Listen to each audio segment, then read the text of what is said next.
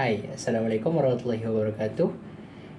My name is Husni bin HUSNIZAIM, number 732993, and me and my group will be presenting about this project, TMF2243 operating system for this SEM. And my group members are DARREL bin Justin 74548, DESIREE KAYEN JOSHEN 73417, LING 75136, and SHAHIMAN ADIN bin HASBULLAH 73293. So for the program execution, you can see the time quantum after our code running. For the time quantum 5, the total of turnaround time is 1939106 CPU cycle. The total of waiting time is 1827901 CPU cycle, and the total of interrupt is 11873.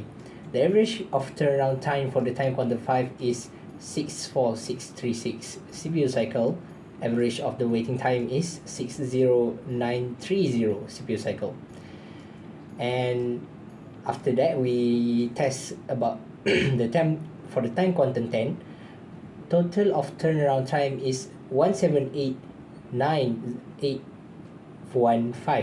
CPU cycle. Total of waiting time is 1678610 CPU cycle, and the total of number interrupt is 6407. The average of turnaround time for the time quantum 10 is 59660 CPU cycle, and the average of waiting time is 55953 CPU cycle.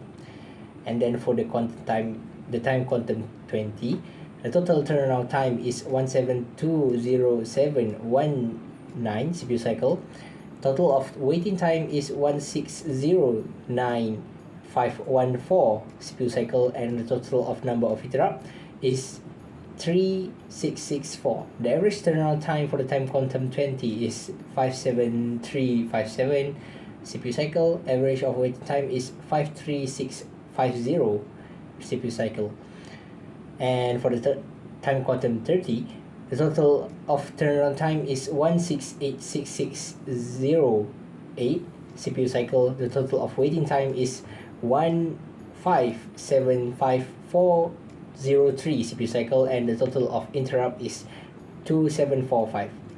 And the average of turnaround time for the time quantum 30 is 56220 CPU cycle, and the average of waiting time is 52513 CPU cycle. And that's all for me. Hi, my name is DARREL bin Justin. My metric number is 74548. I'm gonna continue with our group's presentation with slide number 4. Still about C++ program execution. For the time quantum 35, the total of turnaround time is 1,670,389 CPU cycle, whereas the waiting time is 1,559,184 CPU cycles. As for number of interrupt, it is 2,288. The average of turnaround time is 55,679 CPU cycles.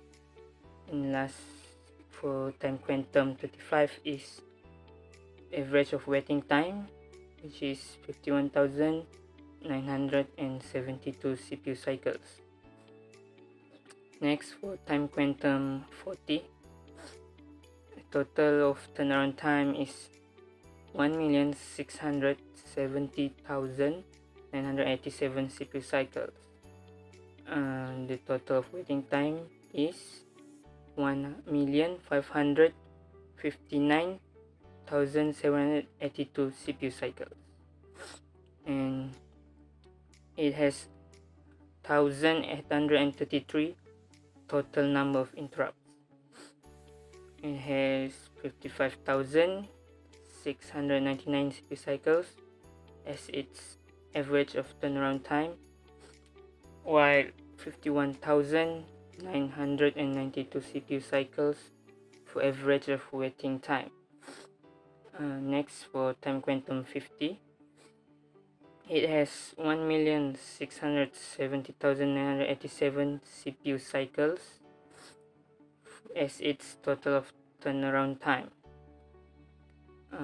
Next is total of waiting time, which is 1,559,782 CPU cycle. It has the same total number of interrupts with time quantum 40, which is 1833.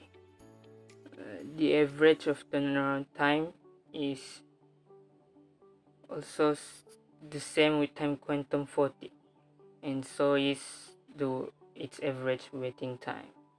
Lastly, for C++ program execution is time quantum 60.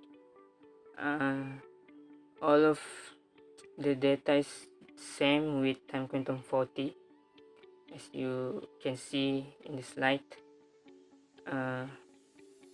although it's like exactly the same. Anyway, I'm gonna pass my turn to my group mate to proceed with the presentation. That's all from me. Thank you. Right, a very good day. I am SHAHIMAN ADIN bin HASBULLAH, metric number 76710, and my presentation is going to be the evaluation right here. So this is what we got from our project. Continuing on, now we're going to moving on with the turnaround time of the jobs. So we are going to compare from the smallest time quantum, which is 5, to the biggest one, which is 60. So right here, as you can see, 5 requires the most time for the turnaround time in the average right here, yeah? So, and it is gradually decreasing from 5 until 35, and afterwards it's just going to be constant. And from here we can see that after 35 is pretty much useless, because it's just going to be it's too big, so the job is already done and there's nothing much more you can do about it, really. It's just going to be like that. And the same goes with the waiting time of the jobs. So waiting time of the jobs, you can see here the 5 time quantum requires the most waiting time, and it's pretty much wasting time, and it's going to be a little bit more complicated.